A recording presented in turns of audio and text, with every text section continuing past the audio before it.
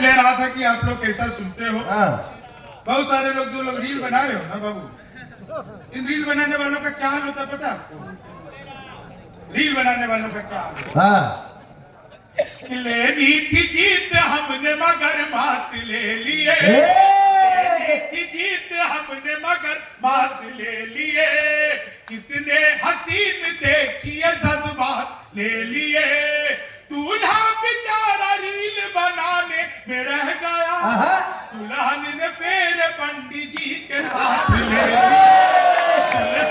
अरे गुरु, आज आपके आने के पहले डॉक्टर नूतन सिंह और करमराज सिंह दोनों जने फेरा लेलन और उल्टा बिया भया 3.5 फेरा में। तो डिलीवरी किसका होगा? पीछे बैठे हैं, पूछ लीजिए दोनों डॉक्टर है। का हुआ था। आप लोग का बिया हुआ सर? मतलब अरे डॉक्टर साहब दुल्हन बने थे, मालिक का भाई कोट पहन ले तब साड़ी पहन लेलन। सर आप दुल्हन बने थे?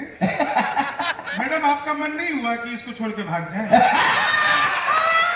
तो नहीं सच बताओ साहब, अब 4 लाइनों का मजा है। ये बनारस की मस्ती है साहब। मैं एक चीज कहना चाहता हूँ, ये मेरे सारे कवि मित्र जानते हैं, जिस दिन शंभू शिखर घर बैठा हो ये समझ के चलिए कि उस दिन हिंदुस्तान में कवि सम्मेलन नहीं हो रहा हो। क्या बात है भाई, वाह। कहीं ना कहीं कवि सम्मेलन में मैं रोज रहता हूँ, लेकिन ये बताते हुए मैं माइक पर बोल रहा हूँ, काशी की नगरी पे घाट पे, गंगा जी के घाट पे मैंने इससे ज्यादा खूबसूरत कवि सम्मेलन अपनी जिंदगी। क्या बात है भाई, जिंदाबाद, आज तक नहीं। जिंदाबाद जिंदाबाद। ओम नमः पार्वती पते।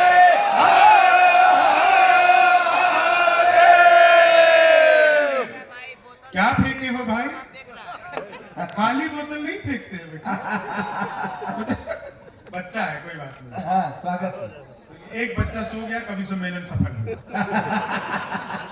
अब से 4 लाइन और सुनिएगा। स्वागत है। मोदी जी कहते हैं बेटी बचाओ बेटी पढ़ाओ, मैं 4 लाइनें कहता हूँ कि वादा जो करो उससे कोई इतना ना निभाना, पड़ जाए लेने देने ना कोई राज बताना, बेटी बचाओ बेटी पढ़ाओ तो ठीक है, भूले से भी पत्नी को SDM ना बना,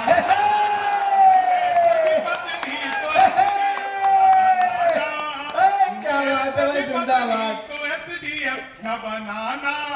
अब ये 4 लाइन जो सबको पसंद आएगी, और चुनाव आचार संहिता को प्रणाम करते हुए कि तुम तोड़ो वादा और हम निभाते रहेंगे, नाराजगी ऐसे भी हम जताते रहेंगे, जब तक नहीं आते हैं 15 लाख खाते में, तब तक तुम्हें मोदी जी हम जिताते रहेंगे। क्या कह रहे? जब तक नहीं आते, पुलिस वाले मुस्कुराते, उत्तर प्रदेश की पुलिस मुस्कुरा दे, बस समझिए कि कल कुछ होने वाला है। नहीं सच बता रहा हूँ साहब, ये पुलिस जो है ना इतनी सम्मानित है, नई स्कॉर्पियो खरीदती है, अपराधी के घर जाती है, कहती आइए हम आपको सम्मान सहित थाने तक ले जाना चाहते हैं, अपराधी का खानदान हाथ जोड़कर खड़ा हो जाता है, हम इन्हें पैदल लेकर के आ रहे हैं, लेकिन ये आपकी पुलिस की स्कॉर्पियो में बैठ करके नहीं जाएगी। ये सम्मान जो उत्तर प्रदेश की पुलिस को मिला है, एक बार पुलिस के सम्मान में जोरदार तालियां।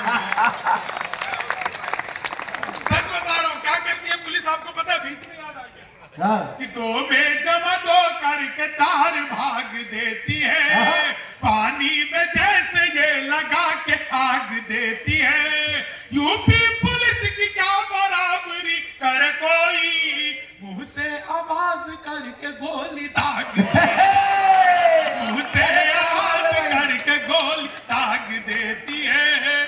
अब होली है तो किसी को छोड़ना नहीं चाहिए।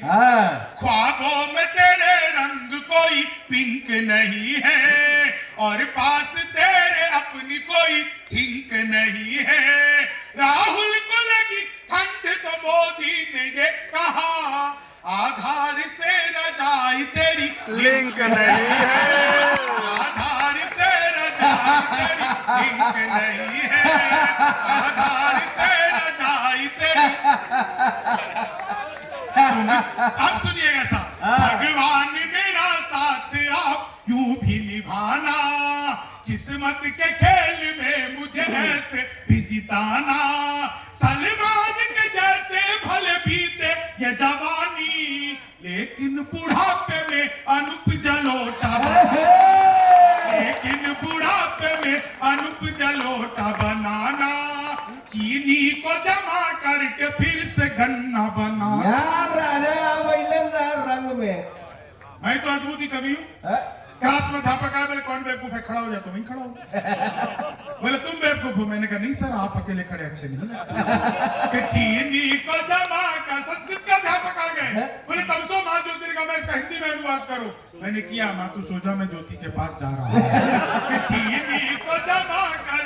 हिंदी के अध्यापक ने पूछा राहुल गांधी देश के प्रधानमंत्री बनेंगे, इसमें कौन सा अलंकार है? मैंने कहा असंभव अलंकार। और साहब ये महान मूर्खों का मेला है, लेकिन कई बार मूर्खों को भी सच कह देना चाहिए। मोदी जी पिछले दिनों नासा गए, वैज्ञानिकों ने 2 मिसाइल दे दी। मोदी जी ने पूछा मैं क्या करूंगा? वैज्ञानिक बोले सर आपको तो आदत है, फेंक देना।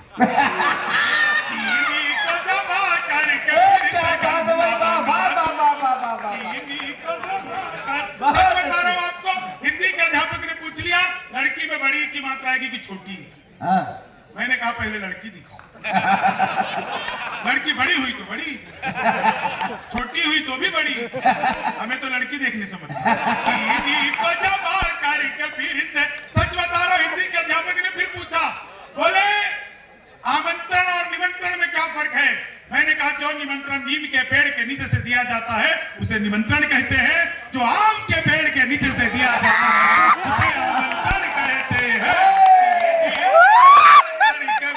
और अगली पंक्ति में फिर आप लोगों की तालियां गुंज जाएंगी। हिंदी के अध्यापक ने पूछा माल्यार्पण किसे कहते हैं? तनुप्रिया जी सुनना। बहुत अच्छा, इन्होंने इतनी अच्छी व्यवस्था की है और कवियों का इतना ध्यान रखा है। एक बार तनुप्रिया श्रीवास्तव जी के लिए जोरदार। बहुत ही अच्छी लड़की है, आगे चल के चुनाव लड़ेगी। नहीं लड़ोगी? ये आपसे पूछी। कांग्रेस का टिकट पर लड़ेगी। तो भैया जमानत तो उसकी भाजपा में भी जब्त हो जाए। यहाँ तो मोदी जी को वोट मिलता है, भाजपा कांग्रेस को थोड़ी मिलता है। ये मुझसे आते ही पूछी, अरे शंभू जी कोई लड़की आपका मन चुरा ले तो उसे क्या करोगे? मैंने कहा मंचूरियन। चीनी को जमा करके फिर से सच बता रहा। हिंदी के अध्यापक ने पूछा माल्यार्पण किसे कहते हैं? बनारस वालों आपकी चेतना देखना चाहता हूँ। हिंदी के अध्यापक ने पूछा माल्यार्पण किसे कहते हैं? मैंने कहा जब सरकार हमारी सारी संपत्ति इकट्ठा करके माल्या को अर्पित कर चीनी को जमा करके। फिर गणित के अध्यापक आ गए, बोले मैंने तुम्हारे पिताजी को 2000 रुपए 6% ब्याज पर 10 दिन के लिए दिए, तो 10 दिन बाद कितना लौटाएंगे? मैंने कहा वो नहीं लौटाएंगे। बोले क्यों तुम्हारे पिताजी गणित नहीं जानते? मैंने कहा जी आप मेरे पिताजी को नहीं जानते। गणित वाले गए ही नहीं। बोला दशमलव किसे कहते हैं? मैंने कहा जब लगातार 10वीं बार नव हो जाए। दोस्तों लव हमेशा करना चाहिए। भगवान राम को भी लव हुआ था, बाद में कुछ हुआ। को जमा करके फिर से गन्ना। सच बता रहा हूं, गणित वाले ने फिर पूछ लिया, बोले एक्स की वैल्यू बताओ। मैंने कहा जो हमें छोड़कर चली गई, हमारी नजरों में उसकी कोई को जमा करके। इधर बीच में दादा भी हंस रहे। दादा तुम्हें एक्स की वैल्यू पता है?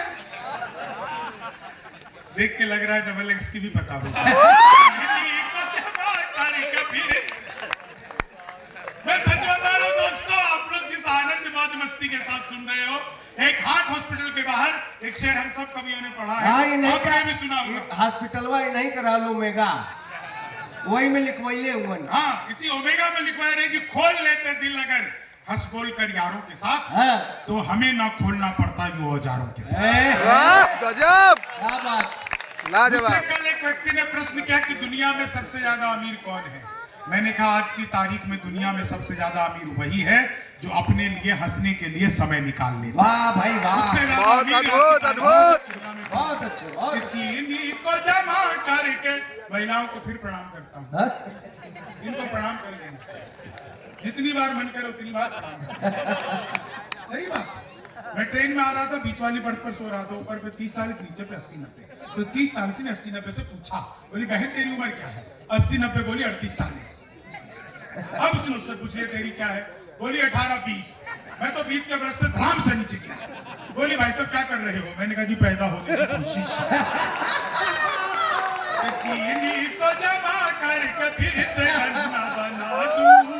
बिल्कुल सच बता रहा हूं, मेरे पड़ोस में दमदार भाई रोज एक लड़की नागिन डांस करती थी। रोज नागिन डांस करती थी। एक दिन मैंने घंटी बजाई, वो बाहर निकल करके आई। मैंने पूछा तुम ही रोज नागिन डांस करती हो? बोली हाँ। मैंने कहा कभी डस भी लो।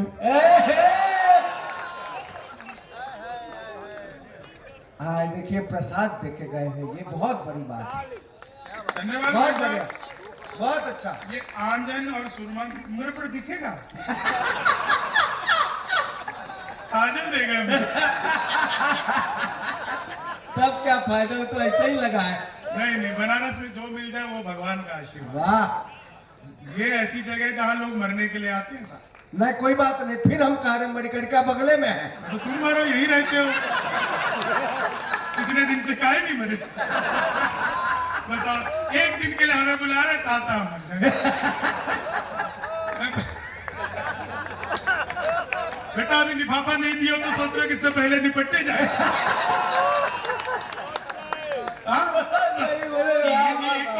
तुम भी कुछ ला रहे हो क्या? खाली पानी लेके जा रहे हो? इतने छोटे से पानी में कैसे होगा?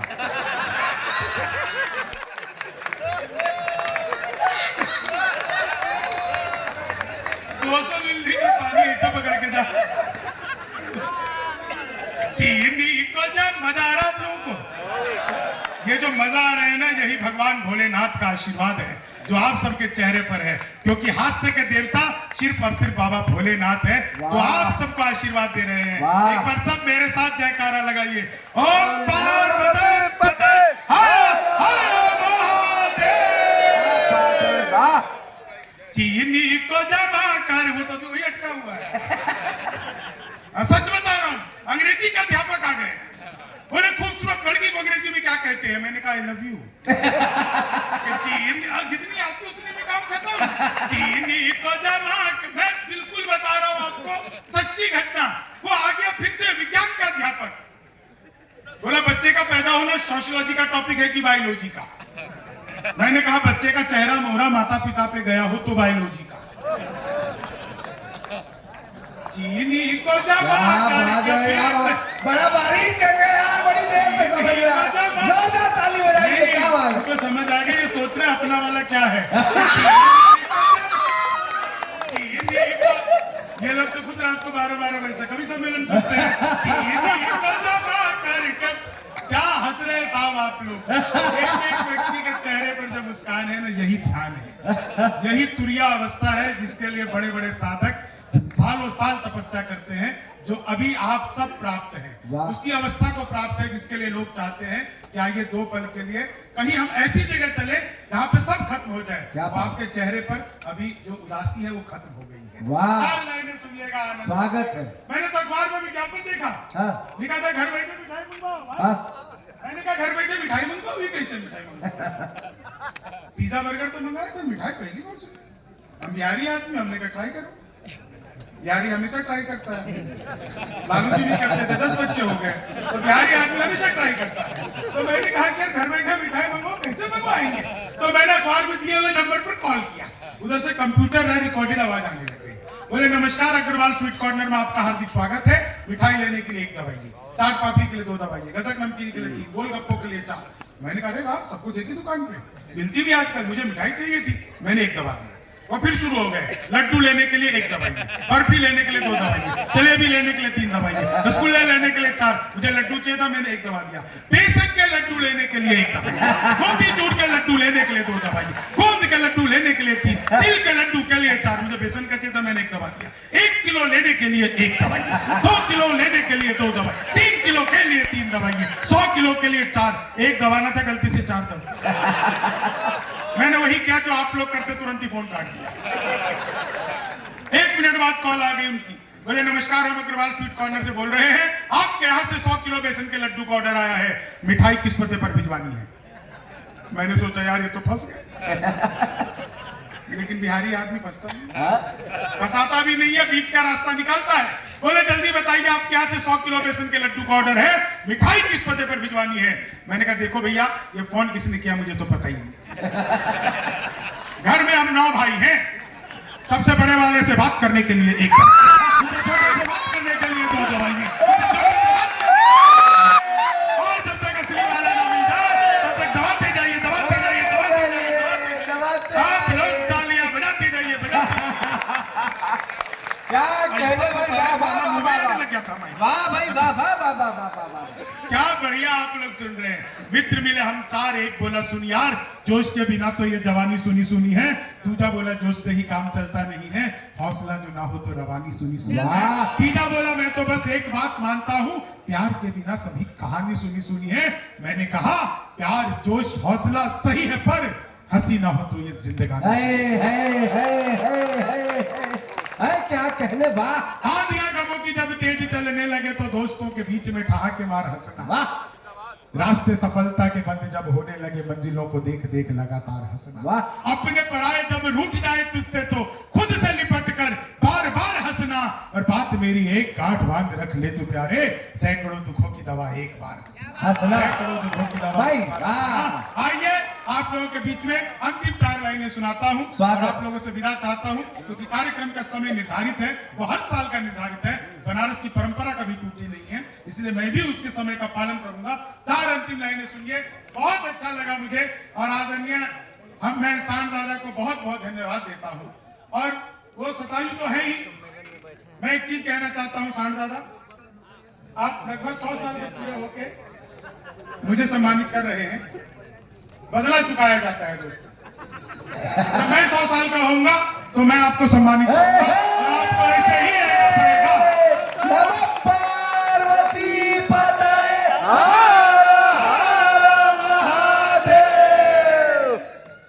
तो ऐसा बदला में आप लोग भी आइएगा। हाँ।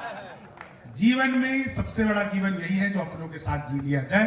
4 अंतिम लाइनें आप लोगों के सामने रखता हूं, और आप लोगों से इजाजत चाहता हूं, फिर कभी मुलाकात होगी। बहुत आनंद में हूं, मेरे भीतर का जितना भी पुण्य होगा मैं चाहता हूं वो सब आपके हिस्से में चला जाए, क्योंकि आप जानते हैं हम जितने भी कवि हैं ना, ये सब चंद्रमा है।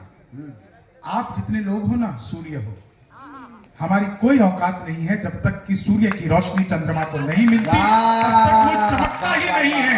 आप लोगों की तालियां ही हमें चमकाती है, आप लोगों का आशीर्वाद ही हमें चमकाता है, आप लोगों की दाद ही हमें चमकाता है। आप जितनी ऊर्जा दोगे हम उतने बड़े नक्षत्र होकर के चमकेंगे। हमारी आपके बिना कोई पहचान नहीं है, कुछ भी नहीं है। तो मनहूस से चेहरों को सदा डांटता हूं मैं, गम की बदलियों में भी खुशी छांटता हूं मैं।